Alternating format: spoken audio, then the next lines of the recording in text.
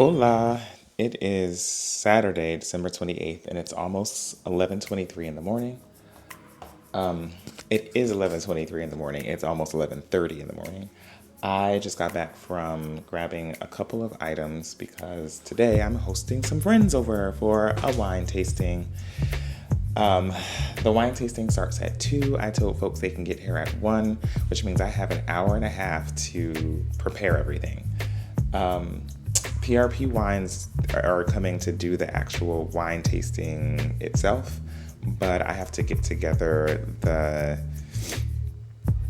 snacks, and I'm also making an early dinner for everyone because we'll need food to soak up the wine. So I need to get to work. I'm not going to record any of the prep because A, it'll just eat up time, like this is currently eating up time, and 2, I need to charge the battery on this thing. So I'm just gonna get to work and I'll check in later.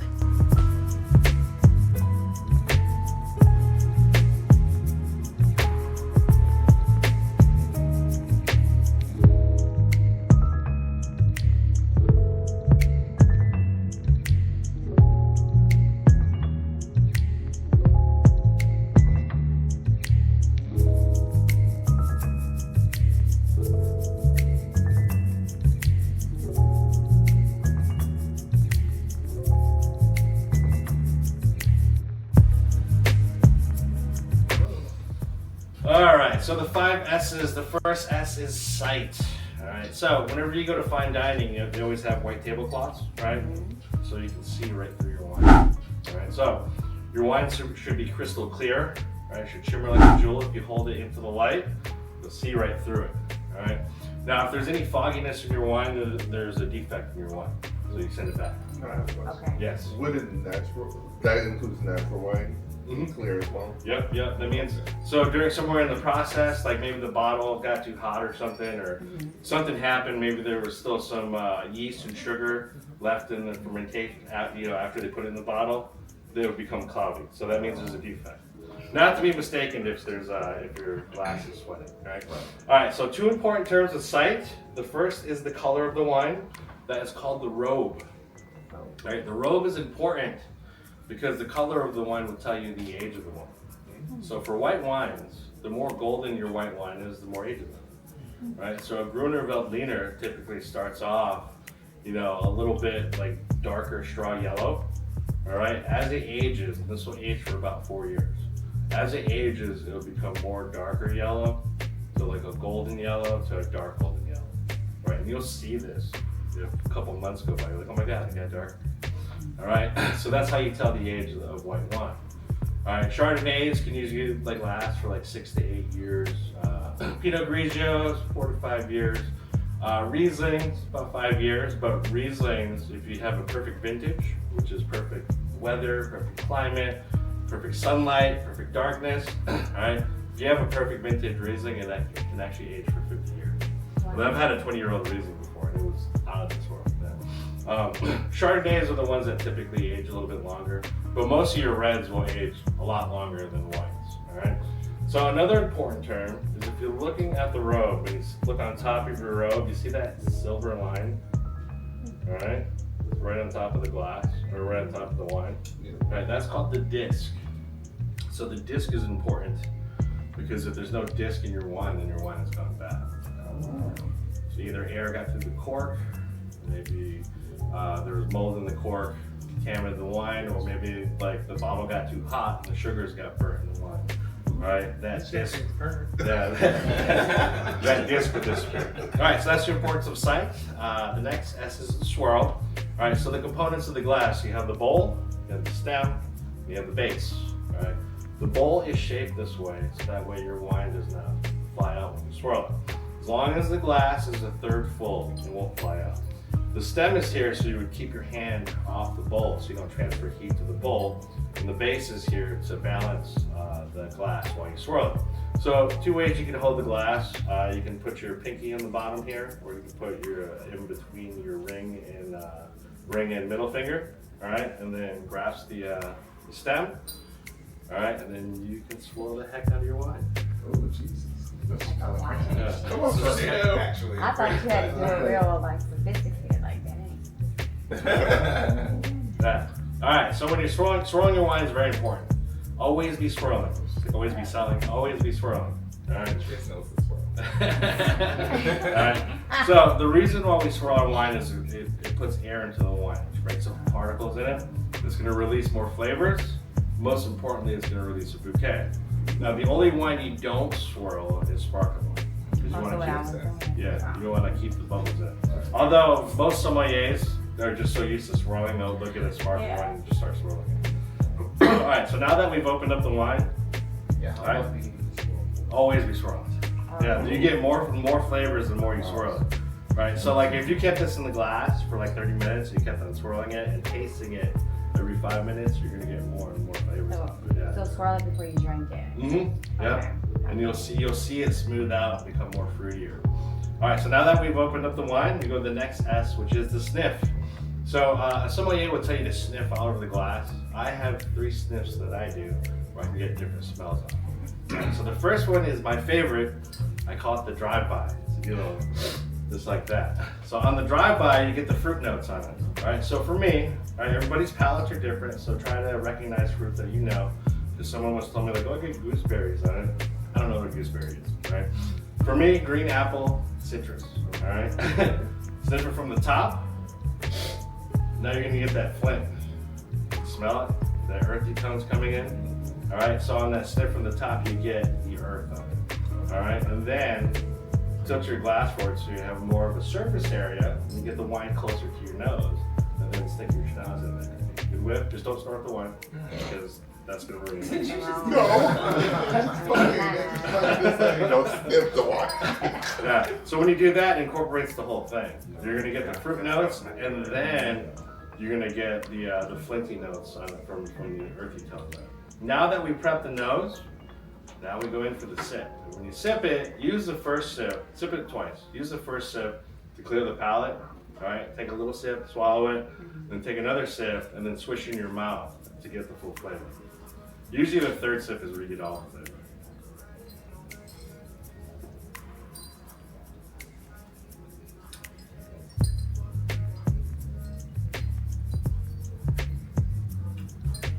Green apple, citrus, right? You can feel the acidity right in your cheeks right here, right? And you get a wonderful dry finish on this wine. Yeah, you can taste the difference of our wines. They're very clean. Yeah. Yeah.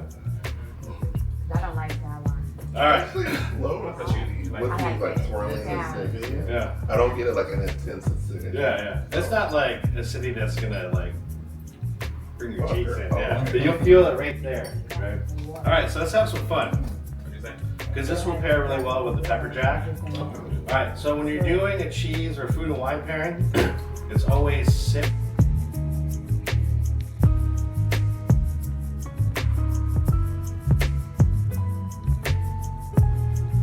My nieces, they have different types of textures than I do. Like they have a very different Me texture. and Hunter, same. Like, Yeah. You and Sean actually He's have my very little- similar cadences when you I hate to speak. say I tried. Oh, You both kind of sing Like, I'll when you try this talk. first. He grows his hair out. You know, I've Yeah, always been told that. yeah. I've always been told No I'm haircut for bold. 6 months. I need to try some hair. That's what she wants. Like, I'll be like, That's Hunter, what she you wants. your hair. Oh my God. You know, I always knew How's I Hunter doing? was related to Mariah Carey in some kind of way. He, And Stephanie puberty Mills. has hit full. Oh, Oh my God. Wow. Puberty hit. Actually, Malcolm looks so Is he Has good? he got Is he- He has Tell like me up more to different here than now. something. Everything. Probably come up on Oh somebody my should add on God. Facebook. Oh my God. Really? And he has hair on his legs now. I think you come up But on he's somebody should add on always Facebook. been Oh, communicating, Did you right? say I know, like he's getting dreads more or verbal. Okay. But now his verbal is. braids? I need to stop cursing around. Repeat it. Oh, he's repeating it. He been repeating. I'm Never- like, stop talking. Never- He is repeating. I We would have no mutual And connection. He now doesn't look live what you here. said. I've seen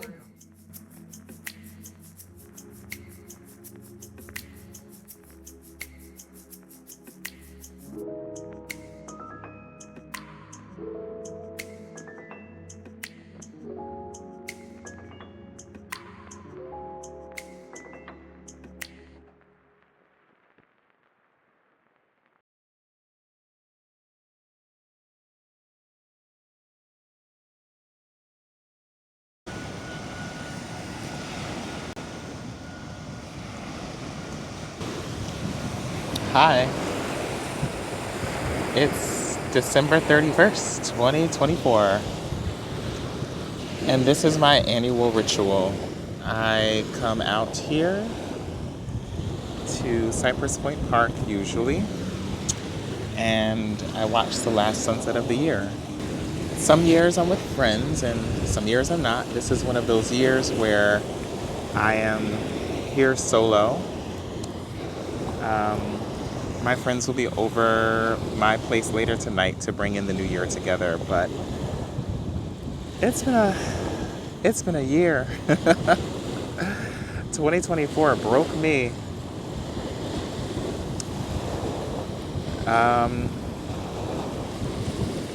So I'm here to do some reflection. I'm gonna pull out my journal in a second and jot down some things while the sun gives us its last goodbye for the year.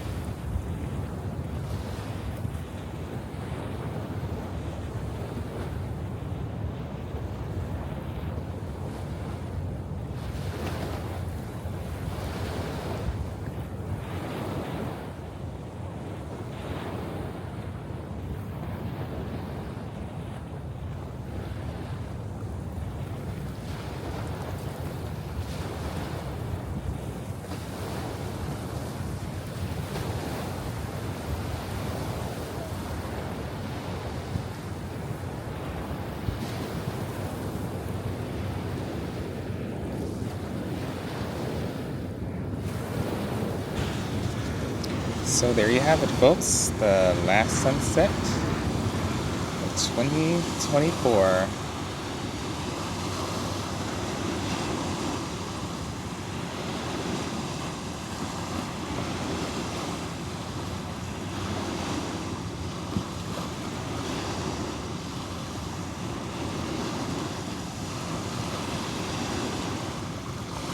It was one of the more beautiful ones I've seen in the past couple years because there were no clouds at the horizon.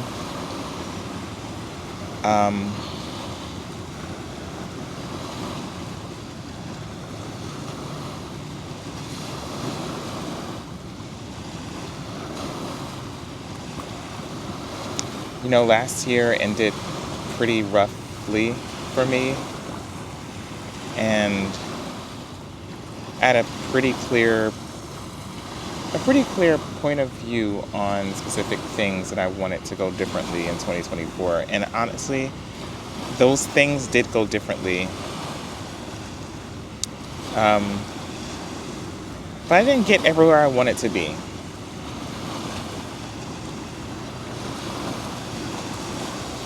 Not everywhere I wanted to be, but I got some places.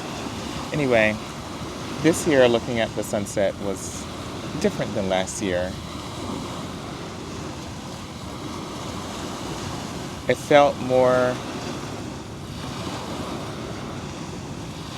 like I don't know what's I really don't know what's coming. Um, and sometimes I'm okay with that. And right now, this year at the end of 2024, I feel okay with that,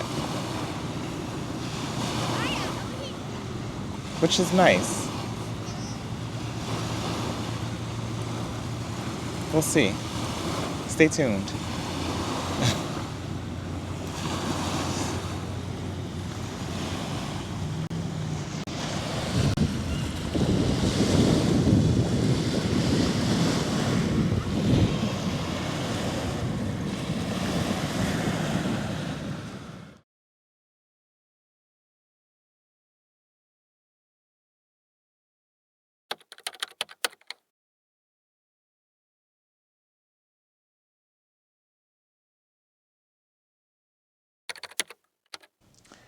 Hey Google, what's today's date?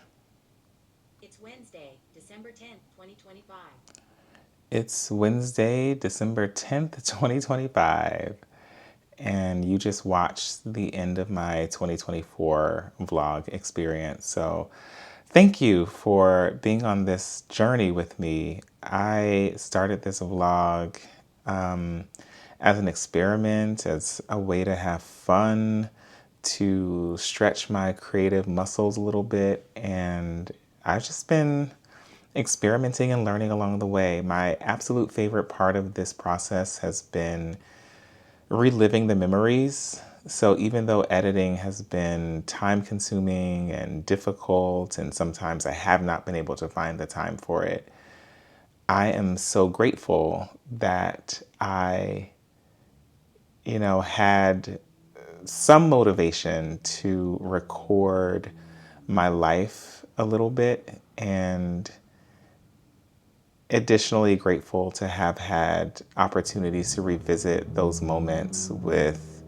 people that I love and appreciate dearly, and also to see how I have changed over the course of a year. I don't know that I've ever had that much opportunity to reflect.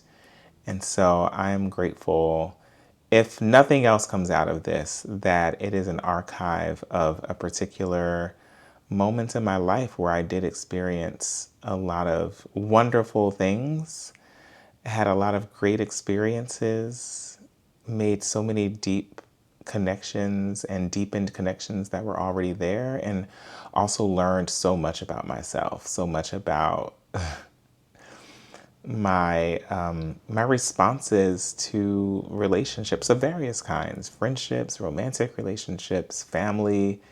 It has been a beautiful experiment. It's I think having the distance from it, and creating the vlog from a place of distance has been really informative.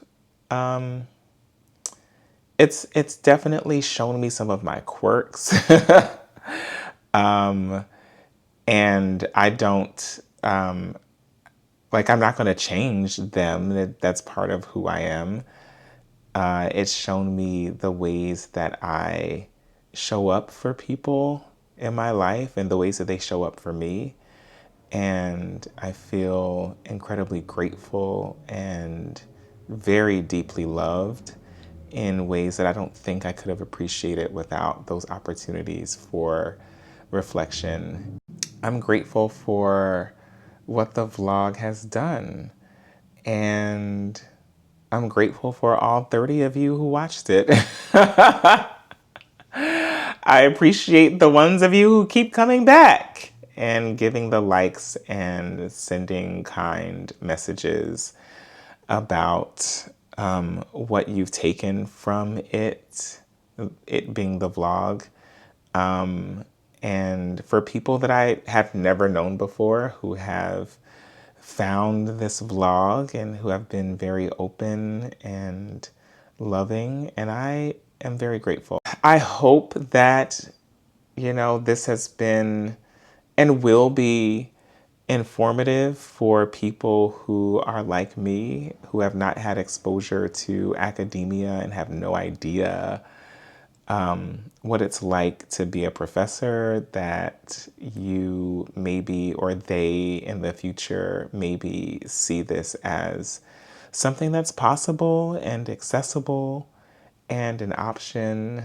And I also, really hope that out of all of the relationship stuff, and I don't just mean the romantic relationship stuff, but all of the relationship stuff, that people see how important it is to have family and community, whether that is the family you were given at birth or the family that you make and build over time.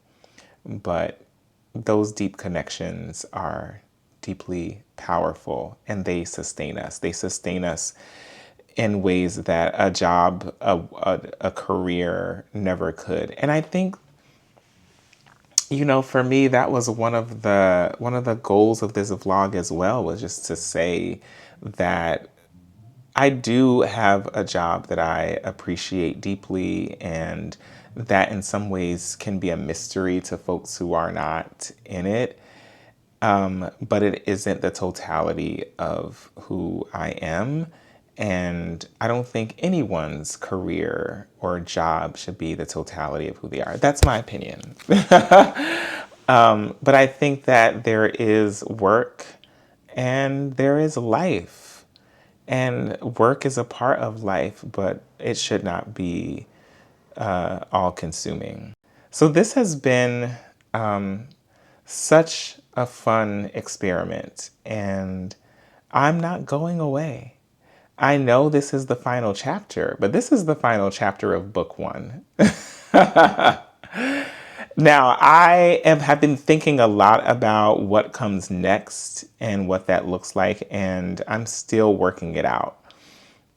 So there will be a brief break here, but it's not going to last forever. I have ideas about how I want to explore book 2.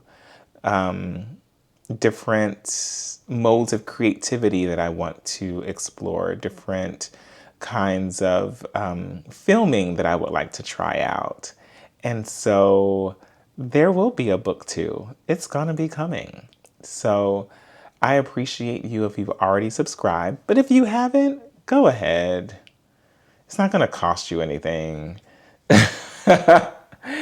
And maybe something good might come out of it. Maybe community might come out of it. Maybe I'll just be entertaining. Maybe I will be a hate watch. I don't know. I guess I can hint a little bit towards what's coming, or what I think is coming, because nothing is set in stone yet. There is a lot of love. There's a lot of love. And that love may not just make an appearance, but be a feature of what comes next. And so stay tuned. I wasn't sure how I wanted to close this out, but let me close it out by saying this. 2025 has been a hell of a year. We have seen so much depravity. We've seen it here in the United States against immigrants and citizens. We continue to see police violence go unchecked. We continue to see the collapse of any kind of even pretense of rules and decorum in government. We continue to see a kind of nonchalance towards climate change, unfettered control of politics by folks with money, the wealthy continuing to get wealthy while the rest of us, and I do mean the rest of us, the so-called professional class, the working class, the middle class, the rest of us, living in precarity in a society where we wish we shouldn't have to. And then beyond our own borders, we have witnessed the outright acts of murder being committed against people on boats off the coast of Venezuela, bodies washing up on the shores of islands in the Caribbean like Trinidad, and no one held accountable for it. We have seen absolute devastation, genocidal devastation in Palestine and in Sudan. We continue to witness human trafficking. This world is set up in a terrible, terrible way. My perspective is this. We are on this beautiful, rare blue ball in a single solar system, in an infinitely wide and unreachable galaxy that is just one of, like, the numbers don't even matter, right? Because it's inconceivable. So let's just call it infinite number of galaxies in an expanding universe. And here we are, creating borders, building walls, breaking people's families, destroying lives, and all for what? I think that there's so much beauty and so much wonder and so much power in admitting how much we don't know and how much we can't know. And my hope is that through these kinds of creative outlets, whether you're a vlogger or an artist or a painter or a writer, however it is you engage the world to imagine connection with other people across difference and an appreciation of difference, all grounded in an ethic of care. I hope that we continue to build towards that. I don't know that this world is set up for us to really do that. But I believe that we have the capacity to build other worlds. So I think upon reflection, this has been my attempt to leave an archive of a particular moment in my life. And in ways that I couldn't predict. I didn't know how any of this was going to turn out. I didn't know all of the twists and turns that were going to take place. And there are more twists and turns that happened in 2025. I do hope that we find ways to connect. And I think upon reflection, intentionally or not, and I can say it was not necessarily intentional. This was an attempt. This is an attempt to build connection. Because I think on this little blue ball,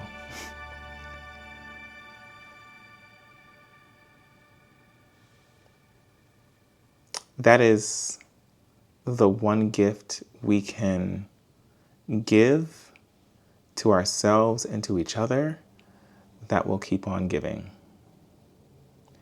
So I'm signing out, Professing David, Book 1, the final chapter. Love you. Thank you for being here. And and I'll see you in book 2, y'all. Look at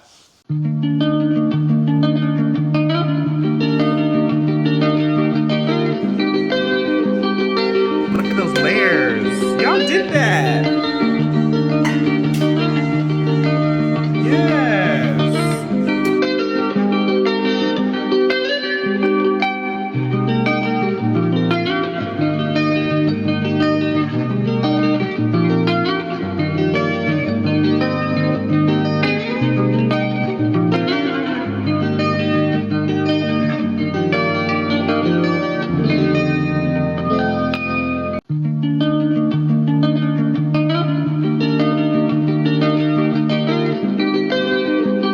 Again,